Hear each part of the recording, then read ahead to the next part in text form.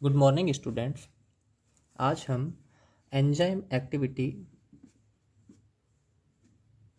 या एंजाइम क्रियाविधि के बारे में पढ़ेंगे। देखिए, एंजाइम के बारे में हमने पढ़ा था कि इसकी जो 3 डायमेंशनल संरचना होती है उसमें कम से कम एक एक्टिव साइट होती है, एक्टिव स्थल होता है जहाँ पे कोई भी सबस्ट्रेट है वो आके उससे जुड़ता है। ये सबस्ट्रेट है और ये एंजाइम है। ठीक है, दोनों मिलकर क्या करते हैं? एंजाइम प्लस सबस्ट्रेट मिलकर ES कॉम्प्लेक्स बनाते हैं। ठीक है, दोनों आपस में इस तरीके से जुड़ जाते हैं, ES कॉम्प्लेक्स बनाते हैं और उसके बाद में जब रिएक्शन कंप्लीट होती है तो एंजाइम प्लस प्रोडक्ट का निर्माण होता है। रिएक्शन के लास्ट में एंजाइम है वो इंटैक्ट बना रहता है और प्रोडक्ट का निर्माण होता है। तो इस तरह से एंजाइम है वो अपना कार्य करता है। कोई भी रिएक्शन होती है, यदि वो एंजाइम कैटालाइज्ड रिएक्शन है तो वो सबस्ट्रेट के साथ में मिलकर ES कॉम्प्लेक्स, एक इंटरमीडिएट कॉम्प्लेक्स का निर्माण करता है जो उसे प्रोडक्ट में बदल देता है और एंजाइम है वो रिएक्शन के लास्ट में सेपरेट हो जाता है, इंटैक्ट रहता है। और इसका जो रिएक्शन सेंटर है एंजाइम का वो एक्टिव साइट होती है जहाँ पर सबस्ट्रेट आके उससे जुड़ता है। और यदि इस रिएक्शन में एंजाइम नहीं हो तो क्या होता? देखिए, कोई भी जो रिएक्शन है या जो सबस्ट्रेट है उसको प्रोडक्ट में बदलने के लिए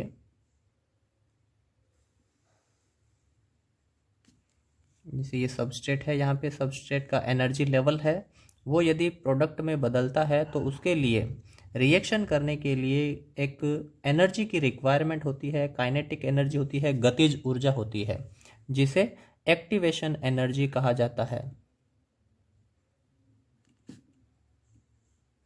ठीक है, या सक्रियण ऊर्जा कहते हैं। तो ये जो एक्टिवेशन एनर्जी है, सबस्ट्रेट को उस बैरियर को क्रॉस करना होता है।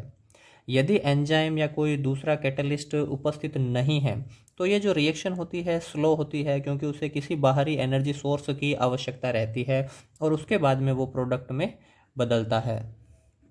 ठीक है, तो इसकी स्पीड क्या होगी? इस रिएक्शन की जो स्पीड होती है वो काफ़ी स्लो रहती है।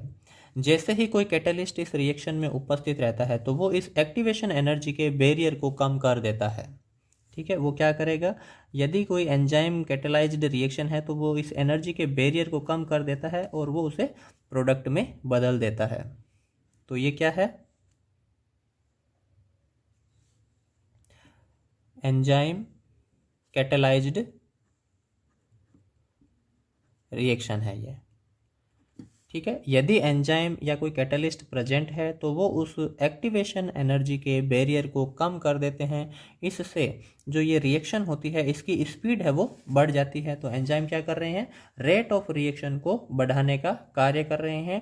कैसे कम बढ़ा रहे हैं? वो एक्टिवेशन एनर्जी के बैरियर को कम करके। और यहाँ पर है वो ES कॉम्प्लेक्स का निर्माण होता है। जो ये एक्टिवेशन बैरियर है, यहाँ पर एंजाइम प्लस सबस्ट्रेट है, दोनों आपस में रिएक्शन करते हैं, जुड़ते हैं, यहाँ पे ES कॉम्प्लेक्स का निर्माण होता है और यहाँ पर एंजाइम सेपरेट हो जाता है और प्रोडक्ट है वो अलग हो जाता है। तो इस तरह से एंजाइम एक्टिवेशन एनर्जी के बैरियर को कम कर देते हैं। देखिए, एंजाइम एक्टिविटी से रिलेटेड हमें 2 चीज़ें ध्यान रखनी है। एक होता है टर्नओवर नंबर।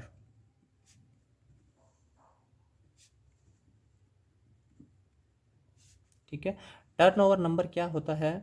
कोई भी एक एंजाइम है वो पर सेकेंड में कितने सबस्ट्रेट को कन्वर्ट करता है प्रोडक्ट में।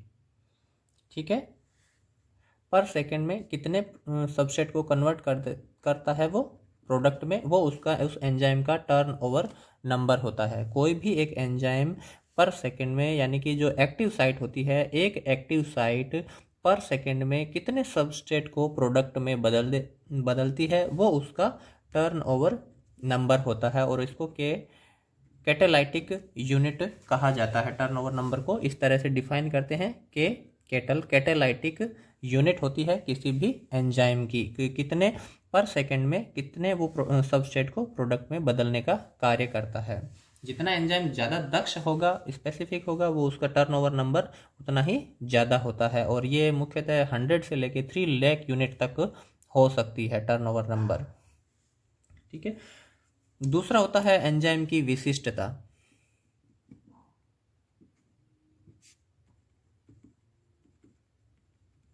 या एंजाइम स्पेसिफिसिटी।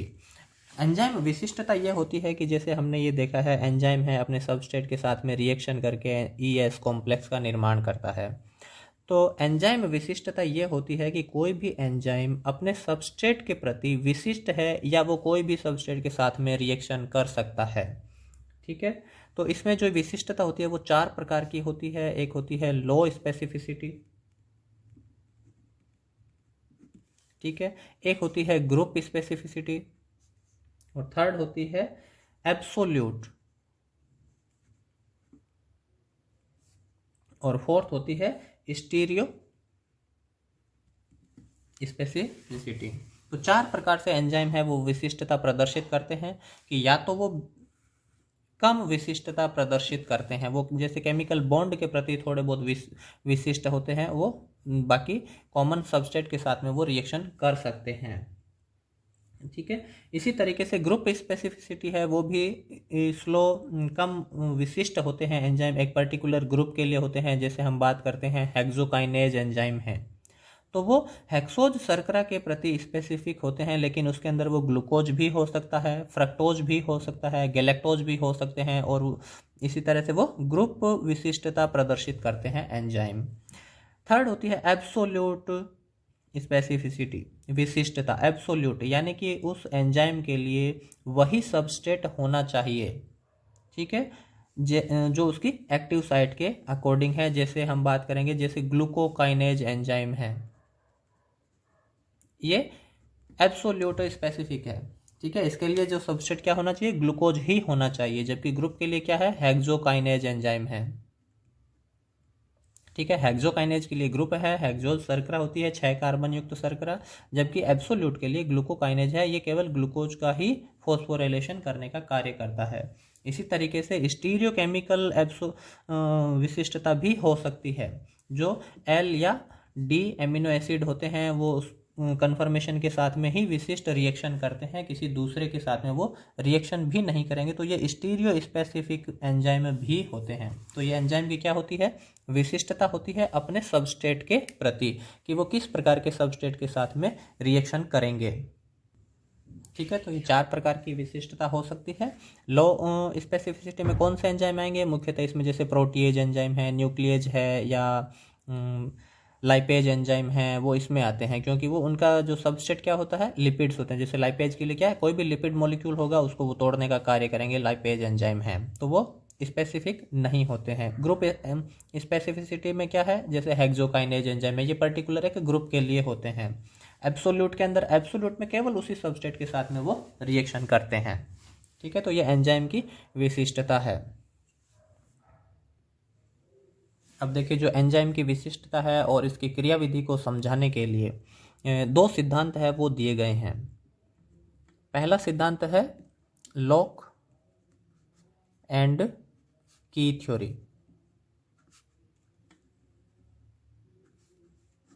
ठीक है। ये जो सिद्धांत है वो 1894 में फिशर नामक साइंटिस्ट ने दिया था। इन्होंने क्या बताया कि जो एंजाइम्स होते हैं, एंजाइम अपने सबस्ट्रेट के साथ में, जैसे एंजाइम और सबस्ट्रेट आपस में रिएक्शन करते हैं, ES कॉम्प्लेक्स बनाते हैं, तो इन्होंने ये कहा था कि जो एंजाइम है एज ए लॉक के रूप में कार्य करता है, और सबस्ट्रेट है वो उसकी की के समान व्यवहार प्रदर्शित करते हैं। एक पर्टिकुलर एंजाइम के लिए उसी प्रकार से सबस्ट्रेट होता है जैसे लॉक एंड की सिस्टम होता है, कि एंजाइम है वो लॉक है और सबस्ट्रेट होता है वो एक चाबी के समान कार्य करता है। पर्टिकुलर एक ताले के लिए एक चाबी होती है, तो एक एंजाइम के लिए भी एक ही सबस्ट्रेट होता है। इन्होंने ये बताने का कार्य किया था। इस सिद्धांत के अनुसार एंजाइम सबस्ट्रेट है वो लॉक एंड की के समान व्यवहार करते हैं, यानी कि वो इस तरह की एब्सोल्यूट विशिष्टता प्रदर्शित करने का कार्य करते हैं एंजाइम। लॉक एंड की सिद्धांत हमें क्या बताता है कि एंजाइम होते हैं वो एब्सोल्यूट स्पेसिफिक होते हैं, ठीक है, वो किसी अन्य सबस्ट्रेट के साथ में रिएक्शन नहीं करेगा, ठीक है। तो ये क्या बताता है हमें, एब्सोल्यूट स्पेसिफिसिटी प्रदर्शित करते हैं एंजाइम लॉक एंड की सिद्धांत के अनुसार। और ये सिद्धांत फिशर ने 1894 में दिया था। लेकिन देखिए इस सिद्धांत के अनुसार बाकी जो दूसरे एंजाइम होते हैं जो लॉ स्पेसिफिक होते हैं या ग्रुप स्पेसिफिक होते हैं, इनका जो ये स्पेसिफिसिटी है ये इस सिद्धांत के द्वारा एक्सप्लेन नहीं की जा सकती है। जबकि एब्सोल्यूट और जो स्टीरियो स्पेसिफिक एंजाइम्स होते हैं उन्हें हम इससे आसानी से इनको एक्सप्लेन कर सकते हैं कि भाई एंजाइम किस तरह से रिएक्शन करते हैं। उनकी जो एक्टिव साइट होती है वो active site as a lock and key के समान कार्य करती है। उसके अंदर वही सबस्ट्रेट उसके अंदर सेट हो सकता है जो बिल्कुल उसके लिए स्पेसिफिक होगा, क्योंकि जो एक्टिव साइट होते हैं वो स्थल कार्य स्थल होते हैं, वहाँ पे दूसरे जो सबस्ट्रेट होते हैं वो वहाँ पे बाउंड या अटैच नहीं हो सकते हैं। तो इन दोनों की जो विशिष्टता है लो स्पेसिफिसिटी और ग्रुप स्पेसिफिसिटी को प्रदर्शित करने के लिए, इनको एक्सप्लेन करने के लिए दूसरा सिद्धांत है वो दिया गया और उसे हम कहते हैं इंड्यूस्ड फिट मॉडल, ठीक है। ये थ्योरी है वो 1959 में कोसलैंड नामक साइंटिस्ट ने दिया था। इन्होंने क्या बताया, इन्होंने ये बताया कि जो एंजाइम्स होते हैं उनके जो एक्टिव स्थल होते हैं वो अपने सबस्ट्रेट के अनुसार फिट हो जाते हैं, कि जो भी उनका सबस्ट्रेट होगा उनकी जैसे एक्टिव साइट हम बात करते हैं इस तरह से है, ठीक है। तो ये इसके अकॉर्डिंग इंड्यूस हो जाती है, फिट हो जाती है। यदि ये सबस्ट्रेट थोड़ा चेंज होता है, अगर इस तरीके से ये सबस्ट्रेट है तो इसकी जो एक्टिव साइट होती है वो इस तरह से एडजस्ट हो जाती है, फिट हो जाती है। तो ये सिद्धांत क्या बताता है, लो स्पेसिफिक और ग्रुप स्पेसिफिक जो एंजाइम होते हैं उनको एक्सप्लेन करने का ये सिद्धांत कार्य करता है कि जो एंजाइम है वो अपने सबस्ट्रेट के अनुसार इंड्यूस होते हैं, उसके अनुसार वो अपनी कन्फर्मेशन को चेंज करते हैं, एक्टिव साइट के जो स्थल होते हैं उसकी कन्फर्मेशन को वो चेंज करते हैं और उसके अनुसार वो एडजस्ट हो जाते हैं, ठीक है। तो इंड्यूस्ड फिट मॉडल है ये भी कुछ एंजाइम को एक्सप्लेन करने का कार्य करता है, जबकि लॉक एंड की जो मॉडल है वो भी जो एब्सोल्यूट और स्टीरियो स्पेसिफिक एंजाइम होते हैं उनको एक्सप्लेन करने का ये कार्य करते हैं। तो दोनों ही मॉडल अपने अपने स्तर पर सही है और एंजाइम एक्टिविटी को ये एक्सप्लेन करने का कार्य करते हैं। तो ठीक है, इस तरह से आज हमने एंजाइम एक्टिविटी के बारे में पढ़ा, जिसमें एंजाइम है अपने सबस्ट्रेट के साथ में मिलकर रिएक्शन करते हैं और एक इंटरमीडिएट कंपाउंड ES कॉम्प्लेक्स का निर्माण करते हैं जो पुनः एंजाइम और प्रोडक्ट में बदल जाते हैं। उसके बाद में एंजाइम के जो टर्नओवर नंबर है, जो एंजाइम है एक एंजाइम या एक एक्टिव साइट पर सेकेंड में जितने सबस्ट्रेट मॉलिक्यूल को प्रोडक्ट में बदलती है वो संख्या उसकी टर्नओवर नंबर कहलाती है, ठीक है। उसके बाद में एंजाइम विशिष्टता हमने देखी है, एंजाइम लो स्पेसिफिक हो सकते हैं, ग्रुप स्पेसिफिक हो सकते हैं, एब्सोल्यूट स्पेसिफिक या स्टीरियो स्पेसिफिक भी हो सकते हैं। और इन की विशिष्टता को एक्सप्लेन करने के लिए दो सिद्धांत दिए गए हैं, लॉक एंड कीज थ्योरी और induced fit model. Next class है उसमें हम एंजाइम क्रिया को प्रभावित करने वाले कारकों के बारे में पढ़ेंगे। Thank you.